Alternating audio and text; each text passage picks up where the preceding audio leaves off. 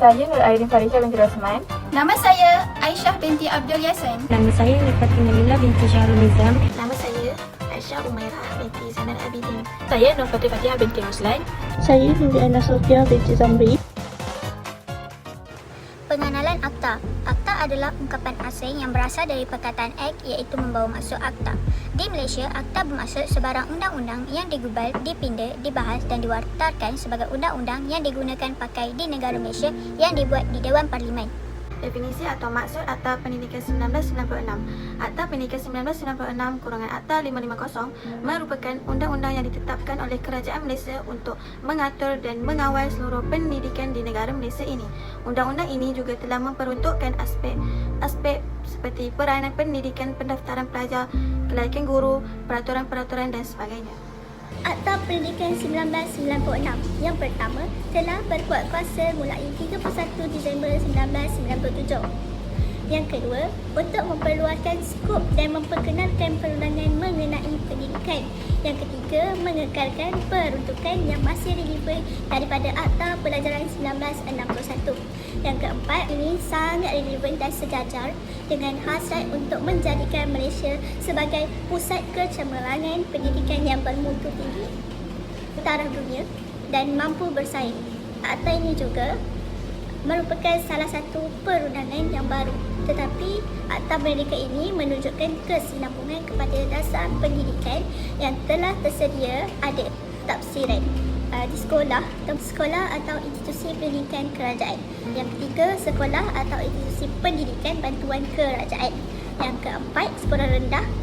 Yang kelima, sekolah kebangsaan. Sekolah jenis kebangsaan, sekolah rendah kerajaan atau sekolah rendah bantuan kerajaan. Yang pertama, menyediakan pendidikan rendah yang sesuai bagi murid-murid dan umur 6 tahun. Yang kedua, menggunakan bahasa Cina atau Tamil sebagai bahasa penghantar utama. Dan yang ketiga, menjadikan bahasa kebangsaan dan bahasa Inggeris sebagai mata pelajaran wajib. Sekolah menengah kebangsaan, sekolah menengah kerajaan atau sekolah menengah bantuan kerajaan. Yang pertama, sediakan kursus pendidikan menengah selama 5 tahun yang sesuai bagi murid yang tamat mengikuti pendidikan rendah. Yang kedua, bahasa kebangsaan sebagai bahasa penghantar utama. Yang ketiga, bahasa Inggeris sebagai mata pelajaran wajib. Yang keempat, kemudahan bagi pengajaran. Sama saja, bahasa Cina atau Tamil yang diadakan jika ibu bapa sekurang-kurangnya 15 orang murid di sekolah. Yang kedua, bahasa kaum asli diadakan jika munasabah dan praktik berbuat sedemikian jika ibu bapa sekurang-kurangnya 15 orang juga di sekolah tersebut. Yang ketiga, bahasa Arab, Jepun, Jerman, Perancis dan mana-mana bahasa yang lain boleh diadakan jika didapati munasabah dan praktik berbuat demikian.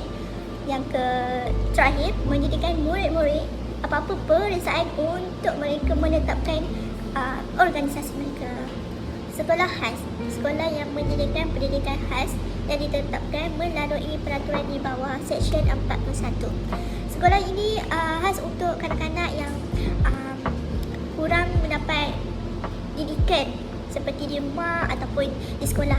Sama ada murid-murid ini lambat untuk menerima segala ilmu yang di sekolah, segala ilmu di sekolah atau di rumah ke atau di mana-mana saja.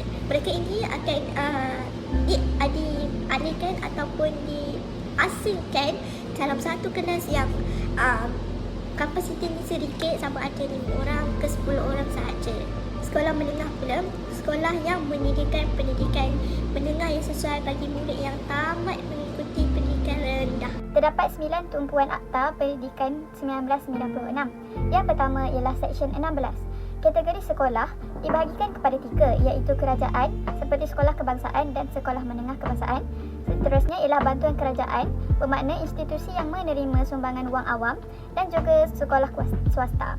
Yang kedua ialah Seksyen 2, pengajaran bahasa Cina Tamil jika ada permintaan dari 15 ibu bapa atau didapati munasabah. Yang ketiga ialah Seksyen 18 iaitu berkenaan kurikulum kebangsaan iaitu semua sekolah perlu mengikuti kurikulum kebangsaan melainkan yang dikecualikan. Bermakna tidak kira jika ini sekolah kerajaan maupun swasta. Seterusnya ialah Seksyen 19 ialah soal peperiksaan awam. Semua sekolah perlu menyediakan murid untuk peperiksaan awam melainkan yang dikecualikan. Seterusnya ialah Seksyen 21. Kuasa menteri di mana ia memberi kuasa kepada menteri untuk menubuhkan dan menyenggara tadika. Seterusnya, Seksyen 47 berkenaan pendidikan guru. Guru haruslah mempunyai kursus peringkat ijazah, diploma ataupun sijil. Yang ketujuh ialah Seksyen 40. Kelas pendidikan khas di mana membolehkan menteri mengadakan kelas pendidikan khas di sekolah khas atau di mana-mana sekolah rendah ataupun menengah. Seterusnya ialah Seksyen 62. Lembaga pengelola di mana membolehkan lembaga pengelola yang tidak berfungsi dimansuhkan tetapi sekolah SJK dan beberapa sekolah tertentu adalah dikecualikan. Yang terakhir ialah Seksyen 69. Larangan pengendalian peperiksaan. Ialah perlu mendapatkan kebenaran dari pengarah peperiksaan terlebih dahulu sebelum mengajukan peperiksaan. Ini bertujuan untuk menggalakkan daripada calon-calon peperiksaan mendapat sijil dan anugerah yang tidak diiktiraf oleh kerajaan. Terdapat beberapa fungsi Akta Pendidikan 1996. Yang pertama, menekankan penggunaan sains dan teknologi dalam pendidikan merupakan fungsi Akta Pendidikan 1996. Hal ini dikatakan demikian kerana penggunaan ICT sejajar dengan pendidikan pada abad ke-21. Penekanan ini juga merupakan suatu strategi pendidikan negara yang baru dikehendaki bagi melengkapkan individu dengan pengetahuannya. Apabila seorang individu itu terbiasa dengan kemahiran menggunakan ICT, maka dapat melengkapkan diri dengan kemahiran menghadapi cabaran baru seperti pengaruh ruang cyber, penyalahgunaan internet dan sebagainya. Yang kedua, penumpuan terhadap usaha membudayakan pendidikan sains dan teknologi. Pendidikan teknik akan ditingkatkan di sekolah menengah teknik dan politeknik. Tujuan utamanya adalah membantu mewujudkan satu sistem pendidikan negara dan boleh menghadapi pendidikan alaf baru yang dapat berubah ke arah lebih baik progresif iaitu memberikan kemajuan. Yang ketiga, memartabatkan bahasa Melayu sebagai bahasa kebangsaan. Perkara ini disebabkan kedudukan bahasa Melayu diperkukuhkan dengan peruntukannya sebagai bahasa pengantar utama dalam sistem pendidikan kebangsaan dan mata pelajaran teras. Bahasa Melayu juga telah menjadi mata pelajaran yang wajib lulus dalam mana-mana peperiksaan sekarang ini, terutamanya dalam Sijil Pelajaran Malaysia iaitu SPM. Bagi pelajar yang tidak lulus subjek teras ini, mereka akan menghadapi masalah di mana sukar untuk diterima di mana-mana institusi kerana sistem pendidikan kebangsaan yang mengutamakan bahasa Melayu. Hal ini bertujuan agar pelajar Malaysia yang berbilang kaum dapat menguasai bahasa Melayu dan boleh bertutur dalam bahasa Melayu yang jelas dan tepat serta difahami ramai. Walau bagaimanapun, Seksyen 17-2 juga telah memperuntukkan bahasa kebangsaan ini menjadi sebagai mata pelajaran wajib bagi setiap sekolah di Malaysia. Ini telah membuktikan bahawa Akta Pendidikan 1996 mengekalkan mutu dan keistimewaan penggunaan bahasa Melayu. Yang keempat, Akta Pendidikan 1996 juga berfungsi dalam mengadakan kurikulum kebangsaan dan sistem peperiksaan yang sama. Hal ini dikatakan sedemikian kerana dalam Seksyen 18, kurikulum semua jenis dan kategori sekolah akan selaras dengan kehendak negara apabila kurikulum kebangsaan yang diperuntukkan dalam Akta 1996 ini wajib digunakan oleh semua pihak.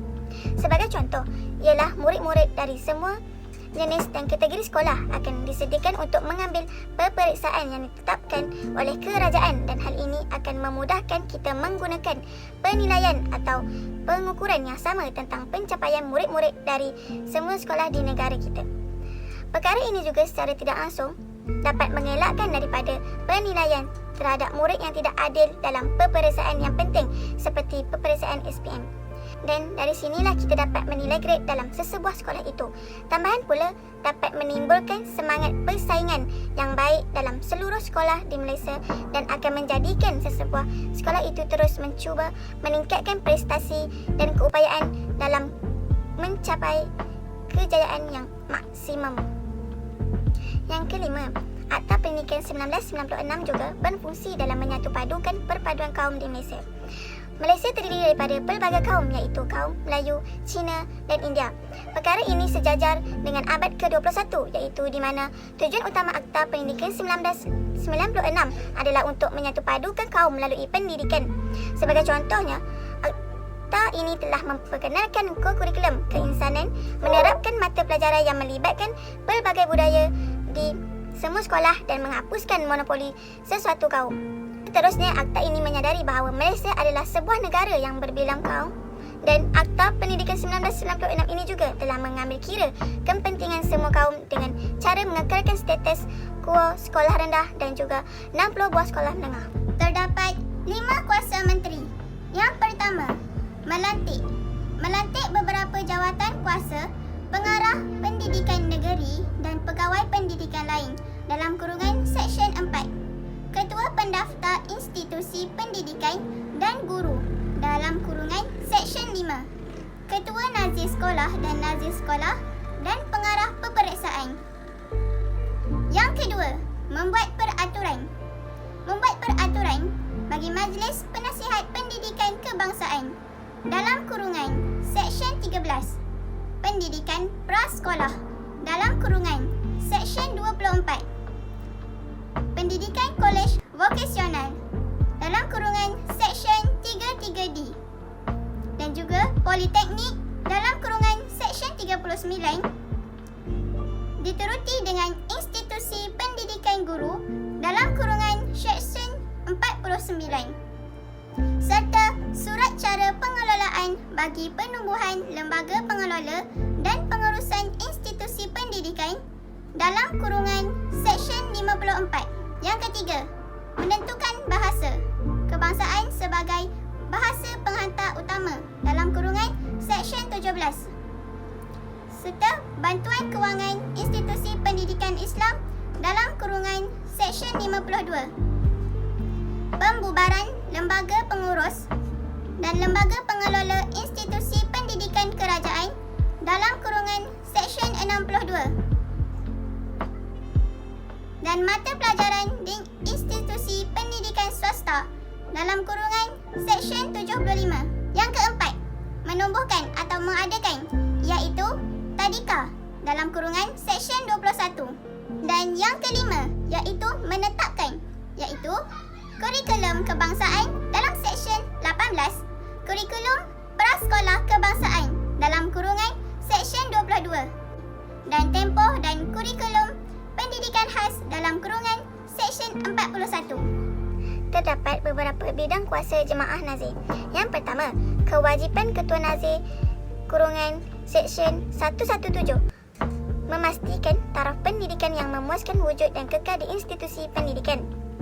Mereka memeriksa institusi pendidikan mengikut tempoh yang sesuai serta menjalankan pemeriksaan berdasarkan arahan menteri sahaja untuk memastikan institusi pendidikan yang berkualiti. Yang kedua, menasihat dalam kurungan Seksyen 118. Menasihati pengurus institusi atau guru berkenaan pengajaran maupun pendidikan. Mereka memberikan khidmat nasihat berkaitan pengurusan institusi pendidikan dan perkara yang berhubungan dengan pengajaran dan kaedah pengajaran. Yang ketiga, sekatan dalam Seksyen 119. Mereka tidak dibenarkan mengeluarkan perintah atau arahan kepada pengurus institusi pendidikan kecuali hanya diberi kuasa oleh Menteri Pendidikan. Jadinya, setiap arahan atau perintah yang diberikan kepada pengurus itu tidak dibenarkan sama sekali jika tiada kaitan atau perintah daripada Menteri Pendidikan. Yang keempat, laporan dalam Seksyen 120. Ianya mengemukakan laporan pemeriksaan yang dijalankan di institusi pendidikan kepada menteri. Laporan tersebut adalah sulit namun ianya hanya dibenarkan jika mendapat persetujuan daripada Menteri Pendidikan yang diedarkan. Ianya mengemukakan laporan pemeriksaan institusi pendidikan kepada Menteri Pendidikan selepas tamat pemeriksaan dalam tempoh selewat-lewatnya 30 hari waktu bekerja. Yang kelima, kuasa am dalam Seksyen 121. Memasuki institusi pendidikan pada bila-bila masa sahaja, mereka perlu disertakan dokumen berkaitan dengan pengajaran sebagai maklumat bagi tujuan pemeriksaan. Dan akhir sekali, memberi maklumat yang berkaitan pengajaran institusi pendidikan. Yang keenam, memberi kuasa dalam Seksyen 122. Pegawai pendidikan menjalankan tugasan bagi pihak nazir sekolah. Yang ketujuh, iaitu penalti dalam Seksyen 134. dikenakan kepada pendidik atau pengurus institusi yang bersikap negatif seperti menghalang tugas nazir sekolah untuk pemeriksaan serta tidak menyediakan dokumen kepada pihak berkuasa. Seterusnya, memberi maklumat palsu boleh dikenakan denda tidak melebihi RM30,000 atau penjara tidak melebihi 2 tahun atau kedua-duanya sekali. Jika mereka terbukti bersalah, mereka akan dikenakan kedua-duanya sekali. Antara cabaran-cabaran yang perlu dihadapi ialah yang pertama, perubahan minda rakyat Malaysia. Ini kerana terdapat segelintir rakyat yang masih mengharapkan pendidikan sebagai alat utama untuk mendapatkan pekerjaan dan jawatan. Namun begitu, pendidikan sahaja masih tidak dapat mengeluarkan graduan berdikari yang mencipta peluang pekerjaan. Malahan kini, graduan dihinggapi penyakit diploma disease, iaitu pengangguran dalam kalangan graduan yang masih tinggi, iaitu sekitar 204,000 orang. Kes jenayah dan masalah sosial juga kian meningkat akibat lambakan pengangguran ini. Oleh itu, penekanan dalam aspek pembinaan insan melalui penerapan nilai murni amat penting dalam diri generasi muda. Yang kedua, pencarian sumber kewangan. Pendidikan ialah penerima terbesar bagi peruntukan khas setiap tahun. Namun, ianya masih kecil untuk mewujudkan pendidikan yang maju dan kondusif. Ini kerana prasarana pendidikan di Malaysia tidak mampu menanggung jumlah pelajar yang ramai. Sebagai contoh, bilangan murid per kelas masih besar iaitu sekitar 30 hingga 40 orang, menyebabkan prasarana dan teknologi bagi pembelajaran tidak mencukupi. Yang ketiga, mengekalkan bahasa Melayu sebagai bahasa pengantar. Hal ini kerana bahasa Melayu masih tidak dimartabatkan dalam pendidikan sebagai bahasa pengantar utama di semua institusi pendidikan di Malaysia. Bahasa Melayu juga tidak dijadikan bahasa rasmi dalam urusan pentadbiran, sedangkan bahasa Melayu ialah bahasa kebangsaan di Malaysia yang seharusnya dikuasai dan digunakan dalam urusan seharian serta urusan rasmi negara. Yang keempat, menjadikan Malaysia sebagai pusat kecemerlangan pendidikan bertaraf dunia. Pihak kerajaan menghantar pelajar-pelajar ke luar negara bagi mendapatkan ilmu di negara yang hebat dari segi pendidikan, supaya ilmu yang dipelajari tersebut dapat diadaptasi ke dalam sistem pendidikan di Malaysia. Malaysia juga melihat negara maju sebagai contoh untuk membangunkan pendidikan negara. Akta pendidikan iaitu kuasa ketua pendaftar. Yang pertama, mendaftar institusi pendidikan iaitu Seksyen 79. Yang kedua ialah mengeluarkan perakuan pendaftaran sementara kepada pengurusan institusi pendidikan iaitu Seksyen 81. Yang ketiga, meluluskan penukaran alamat premis institusi pendidikan Seksyen 83. Yang keempat, menolak atau membatal pendaftaran institusi pendidikan Seksyen 84 dan 87. Yang kelima, menolak atau membatal pendaftaran yang penggelola atau pekerja institusi pendidikan Seksyen 90 dan 93. Enam, memeriksa atau menyebabkan institusi pendidikan diperiksa Seksyen 99. Yang ke-8, memeriksa atau menyebabkan institusi pendidikan yang tidak berdaftar diperiksa Seksyen 101. Yang ke-9, menutup institusi pendidikan yang tidak berdaftar Seksyen 102. Ke-10, menolak pendaftaran guru Seksyen 106. Ke-11, mengeluarkan permit mengajar kepada guru tidak berdaftar Seksyen 106. 12, mengeluarkan permit mengajar kepada guru tidak berdaftar Seksyen 114. Ke-13, menyiasat perlakuan salah laku guru Seksyen 136. Ke-14, memasuki premis tanpa waran untuk siasatan Seksyen 137. Ke-15, memulakan atau menjalankan pendakwaan Seksyen 138. Yang ke-16, mengkompau kesalahan Seksyen 139. Terusnya, tanggungjawab Ketua Pengarah Pendidikan menasihati menteri tentang hal berkaitan dengan pendidikan Seksyen 3. Tanggungjawab Ketua Pendaftar. Yang pertama ialah meluluskan surat cara pengelolaan Institut Pendidikan Guru Seksyen 48. Seterusnya, kelulusan penggabungan pengajaran agama Islam di institusi pendidikan Seksyen 50. Seterusnya, menyimpan daftar institusi pendidikan Seksyen 80. Seterusnya, mengeluarkan perakuan pendaftaran institusi pendidikan Seksyen 82. Seterusnya, mengeluarkan Perakuan pendaftaran penggelola atau pekerja di institusi pendidikan Seksyen 95. Terusnya, memaklumkan pembatalan pendaftaran pekerja institusi pendidikan Seksyen 95. Jadi kena memaklumkanlah pendaftaran tu supaya orang untuk memohon tu beritahu. Seterusnya, menyimpan atau menyelenggara pendaftaran guru Seksyen 104. Seterusnya, mengeluarkan notis penolakan pendaftaran guru Seksyen 107. Seterusnya, memperaku pendaftaran guru Seksyen 109. Kesimpulannya, Akta Pendidikan 1996 telah berkuat kuasa mulai 31 Disember 1997 untuk memperluas skop dan memperkenalkan perundangan mengenai pendidikan. Akta Pendidikan 1996 mengekalkan peruntukan yang masih relevan daripada Akta Pelajaran 1961 untuk memantapkan sistem pendidikan kebangsaan. Selain itu, lanjutan dan pembaharuan daripada Akta Pelajaran 1991 untuk mengadakan peruntukan bagi pendidikan dan perkara-perkara yang berkaitan dengannya. Akhir sekali, Akta Pendidikan 1996 menampilkan kesinambungan daripada hasrat dan dasar pendidikan yang sedia ada dan berpaksi kepada perakuan-perakuan utama penyata razak.